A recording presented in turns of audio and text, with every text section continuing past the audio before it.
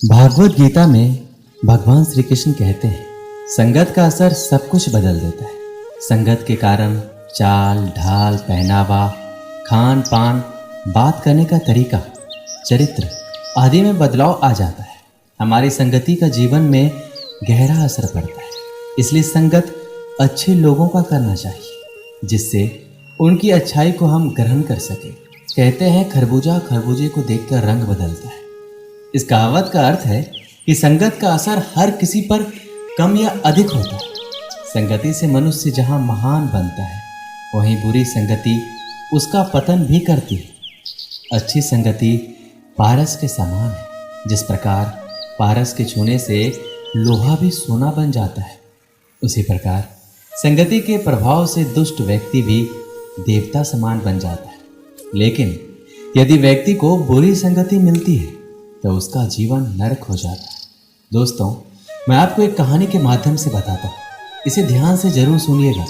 एक छोटे से गांव में एक लड़का रहता था। वह पढ़ाई में बहुत होशियार था, लेकिन उसकी संगति अच्छी नहीं थी। वह ऐसे दोस्तों के साथ समय बिताता जो सिर्फ मस्ती और आलस में वक्त गुजारते थे। वो लोग हमेशा मजाक करते और पढ़ाई लिखाई से दूर भागते थे। धीरे धीरे वह भी उनकी आदतें अपनाने लगा और उसकी पढ़ाई पर असर पड़ने लगा। पहले जहां सब उसकी तारीफ करते थे, अब उसकी स्थिति बिगड़ने लगी थी। एक दिन उसके पिता ने उसकी बिगड़ती स्थिति को देखा और सोचा कि उसे सही राह पर लाने के लिए कुछ करना होगा।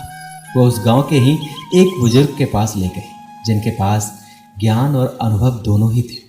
उस बुजुर्ग ने लड़के से एक बात कही, बेटा, संगत का असर बहुत गहरा होता है। जैसे कोयले के ढेर में रखा हीरा भी काला हो जाता है, वैसे ही अगर तुम गलत संगत में रहोगे तो तुम्हारे जीवन पर बुरा असर पड़ेगा। अगर तुम अच्छे लोगों के साथ रहोगे तो तुम्हारा जीवन भी सकारात्मक और सफल होगा। उस लड़के ने उनकी बात को समझा और धीरे धीरे अपने दोस्तों से दूर होने लगा। उसने पढ़ाई पर ध्यान देना शुरू किया और उन लोगों के साथ समय बिताना शुरू किया जो उसे प्रेरित करते और आगे बढ़ने में मदद करते थे। कुछ समय बाद उसकी मेहनत रंग लाई और वह फिर से अपनी कक्षा में अच्छे अंक लाने लगा। इस अनुभव ने उसे ये सिखाया कि संगत का असर सच में सब कुछ बदल सकता है। उसने समझ लिया कि जीवन में अच्छे लोगों का साथ और सही मार्गदर्शन होना कितना जरूरी है। अब वह हमेशा ये कोशिश करता कि अपने आसपास अच्छे और सकारात्मक लोग रखे, ताकि उसका जीवन सही दिशा में चलता रहे। भगवान श्री कृष्ण कहते हैं, जिंदगी में सफल होने के लिए पहला काम खुद को पहचानना होता है। अर्थात सफलता की पहली सीढ़ी खुद को पहचानना है। खुद को पहचान कर आप जीवन में अवश्य सफल हो सकते हैं।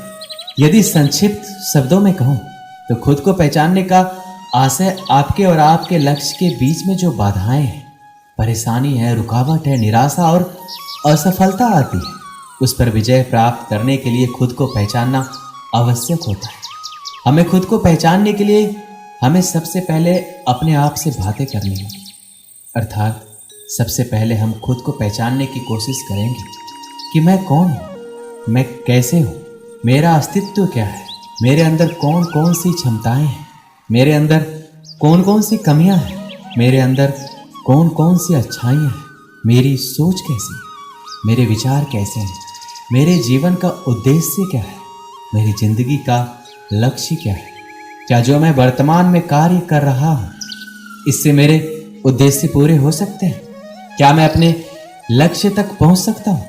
यदि मेरे इस कार्य से मेरे उद्देश्य पूरे नहीं हो रहे हैं और मैं अपने लक्ष्य तक नहीं पहुंच पा रहा हूं, तो मुझसे ऐसी क्या गलतियां हो रही हैं जो मैं अपने ही उद्देश्य को पूर्ति करने और लक्ष्य तक पहुंचने का बाधक बन गया।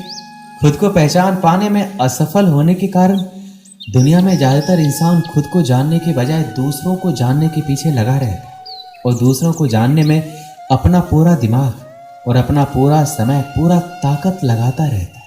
फिर भी वह सामने वाले इंसान को नहीं जान पाता। यदि इंसान दूसरे को जानने के बजाय खुद को जानने में अपना पूरा दिमाग, अपना पूरा समय और पूरा ताकत लगा दे, तो वह कुछ ऐसा कर जाएगा कि दुनिया उसके कदमों में होगी। उस इंसान को खुद पता नहीं चलेगा कि उसने ऐसा कारनामा कर दिया। इसलिए उठो, जागो और अपने आप को पहचानो, अपनी ताकत को पहचानो। तभी आप इतिहास रच सकते हैं। दोस्तों, इसे एक कहानी के माध्यम से समझते हैं।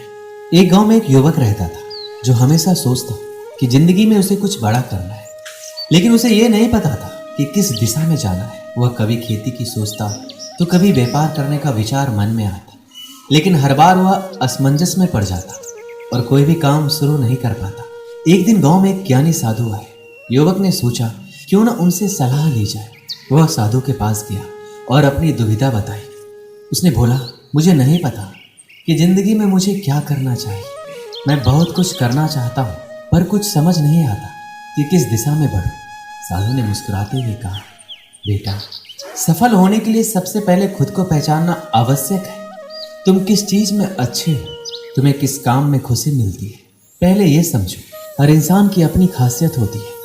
अगर तुम अपनी क्षमता को पहचान सकोगे तभी सही दिशा में आगे बढ़ पाओगे। साधु ने उसे एक काम करने को कहा। उसने कहा, हर दिन थोड़ा समय निकालकर सोचो कि तुम्हें क्या करना सबसे अच्छा लगता है और कौन से काम तुम्हें खुशी देते हैं। धीरे धीरे तुम्हें अपनी राह साफ दिखाई देगी। युवक ने साधु की बात मान ली और हर दिन खुद के बारे में सोचने लगा। उसने महसूस किया कि उसे खेती में आनंद आता है और वह उसमें नई नई चीजें सीखने का इच्छुक है। कुछ समय बाद उसने खेती में नए तरीकों को अपनाना शुरू किया और धीरे धीरे उसमें माहिर हो गया। उसकी मेहनत और रुचि ने उसे सफलता की ओर ले जाने में मदद की। गांव वाले उसकी तारीफ करने लगे और उसने अपनी फसल से अच्छा मुनाफा भी कमाया। उस दिन युवक ने यह सीखा कि सफलता की पहली सीढ़ी खुद को पहचानना है। जब उसने अपनी पसंद और क्षमता को पहचाना तभी वह जीवन में आगे बढ़ सका और अपना लक्ष्य प्राप्त कर लिया। इसलिए अपनी क्षमता को पहचानिए और जीवन में आगे बढ़िए। श्री कृष्ण कहते हैं कि हमारी जिंदगी में कभी ऊंचे उठाव, कभी गहरे गिराव आते रहते हैं, लेकिन याद रखिए, हर उतार चढ़ाव हमें कुछ न कुछ सिखाता है। जिंदगी एक परीक्षा है और हर दिन एक नया प्रश्न है। कभी कभी सवाल आसान होते हैं, कभी कभी बहुत मुश्किल, लेकिन हमें हार नहीं माननी चाहिए। हर मुश्किल सवाल का जवाब होता है, बस हमें उसे ढूंढने की कोशिश करते रहना चाहिए। कल्पना कीजिए, आप एक पहाड़ पर चढ़ रहे हैं। रास्ता बहुत कठिन है, लेकिन आप ऊपर की ओर बढ़ रहे हैं। कभी कभी आप थक जाते हैं, कभी कभी आप गिर जाते हैं, लेकिन आप फिर से खड़े हो जाते हैं और चलते रहते हैं, क्योंकि आप जानते हैं कि ऊपर से नज़ारा बहुत खूबसूरत होगा। जिंदगी भी ऐसी ही है। हम सभी एक पहाड़ पर चढ़ रहे हैं। हमारा लक्ष्य शिखर पर पहुंचना है। रास्ते में हमें कई मुश्किलों का सामना करना पड़ेगा, लेकिन हमें हार नहीं माननी चाहिए।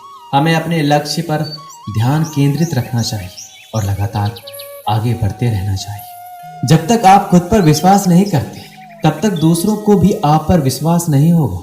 जीवन में सफलता पाने के लिए आपको अपने सपनों का पीछा करना चाहिए।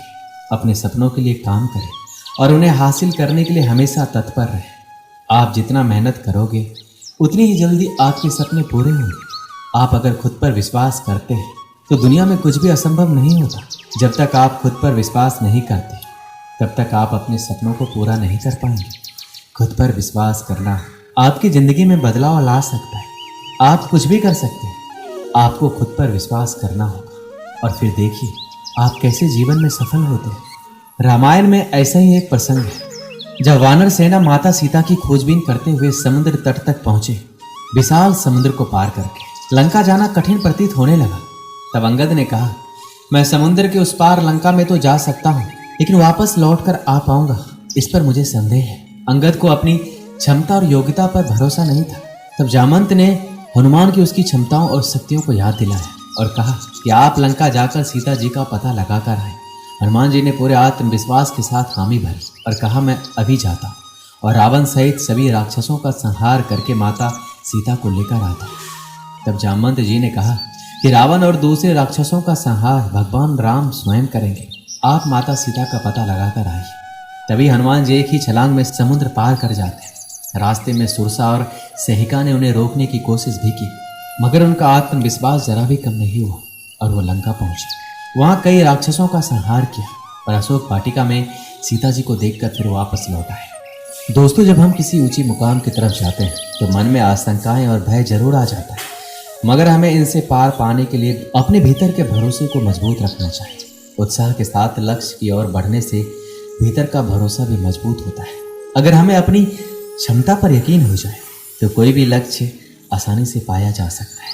अगर आपको खुद पर विश्वास नहीं है तो आप डरपोक हैं। क्या आपने कभी सोचा है कि पर्वतारोही, खिलाड़ी आदि भी दूसरे लोगों की तरह ही होते हैं, फिर भी वो इतने कठिन लक्ष्य आसानी से कैसे पा लेते हैं? इसका जवाब है आत्मविश्वास।